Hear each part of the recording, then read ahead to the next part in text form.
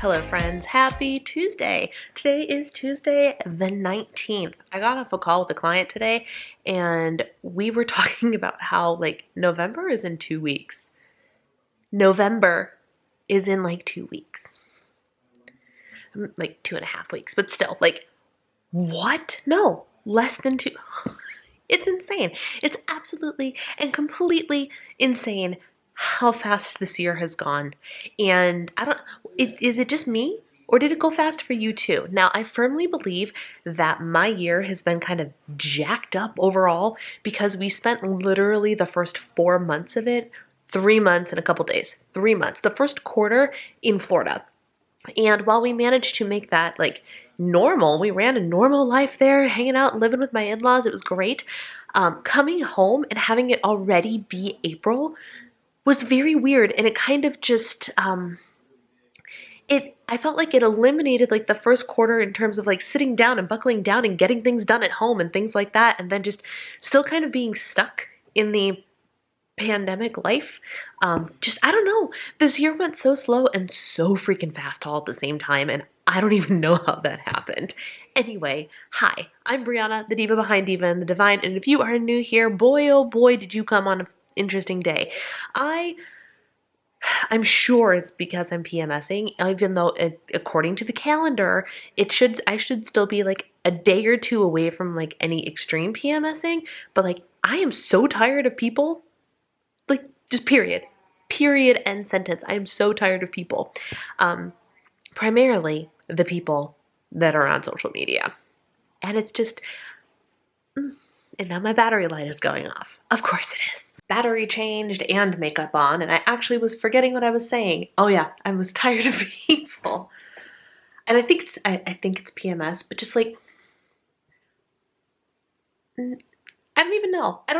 I'm perturbed by the 100% expected. I went on a rant yesterday on Instagram about people under-eating yet again. And the community response was about half of them, yes, I eat above my BMR, all that jazz.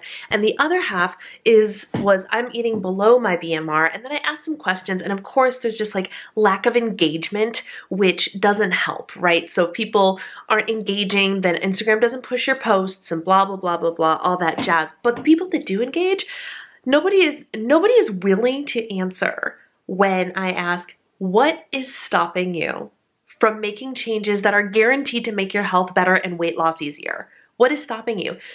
Radio silence. And then I end up getting a message from a former client that did a reverse diet thing with me for a very short period of time and told me that, oh, but I'm back in a calorie deficit because I'm trying to lose the 5 pounds I gained on the reverse diet, which is, my jaw dropped to the floor when I read this. I'm like, this is not the point of the reverse diet.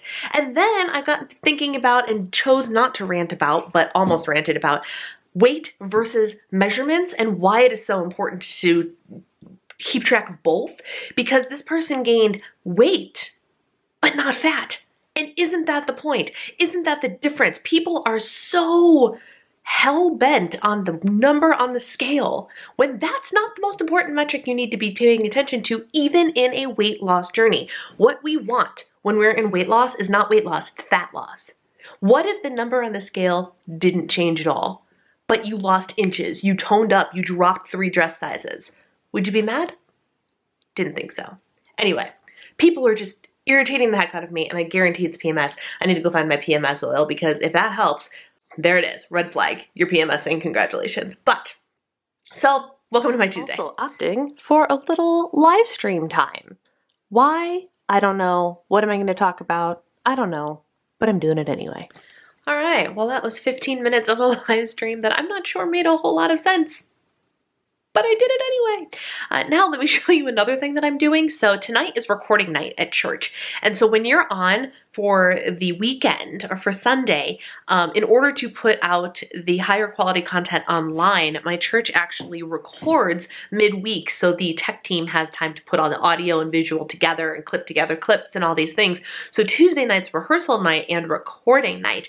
And I gotta make sure that I know my stuff. So this is a little sneaky peek into what I'm doing. This is a website called Planning Center, and it has all of this information for me. Look at this. I can rehearse, and then here are my different songs, which is really cool. And then I actually can look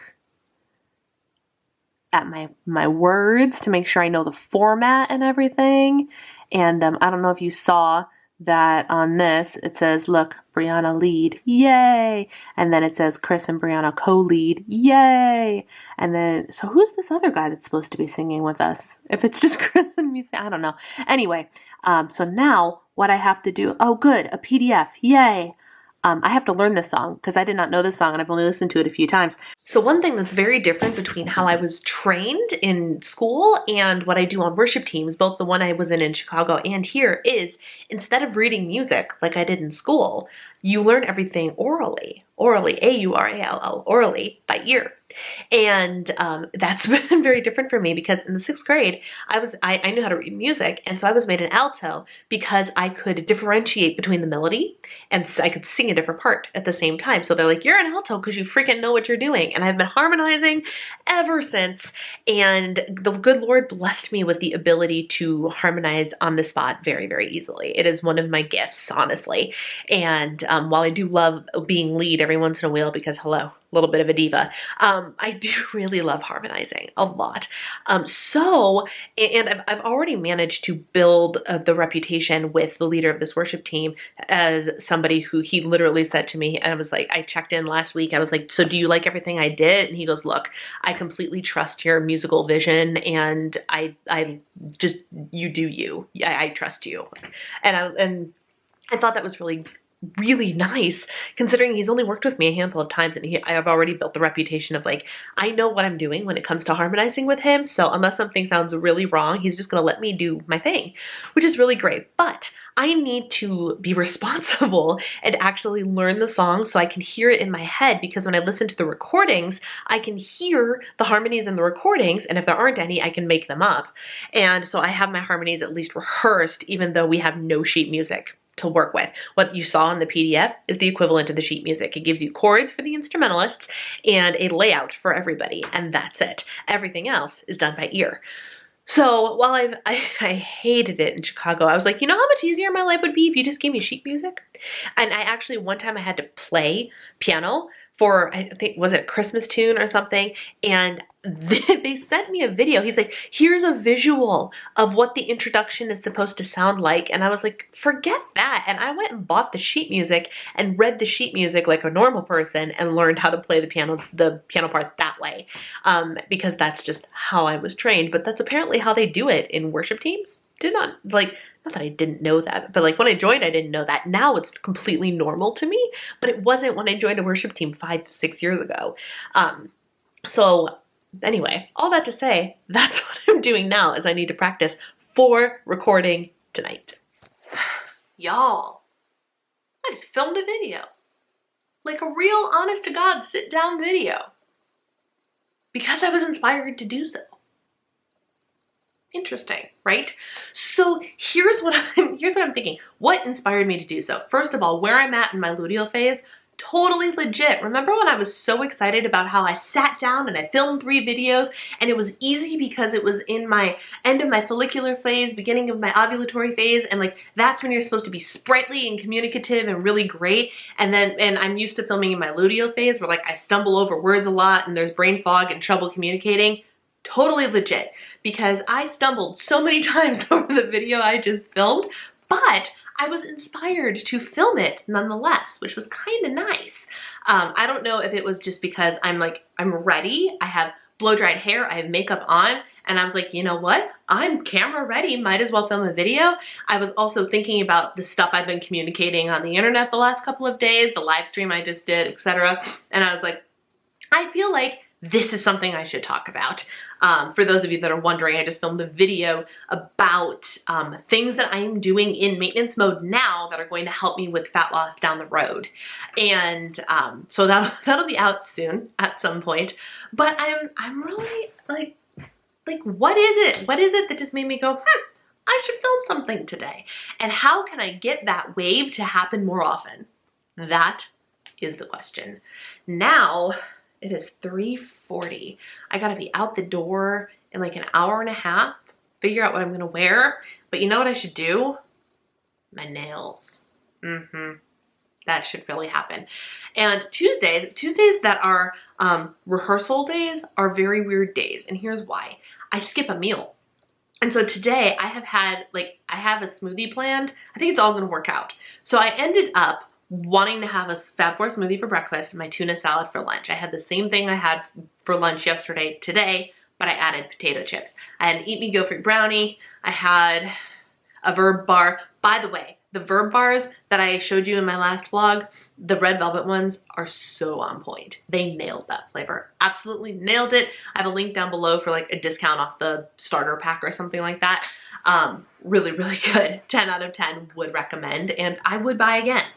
So if I run out and the flavor is still there, I'm gonna buy more. What was I saying?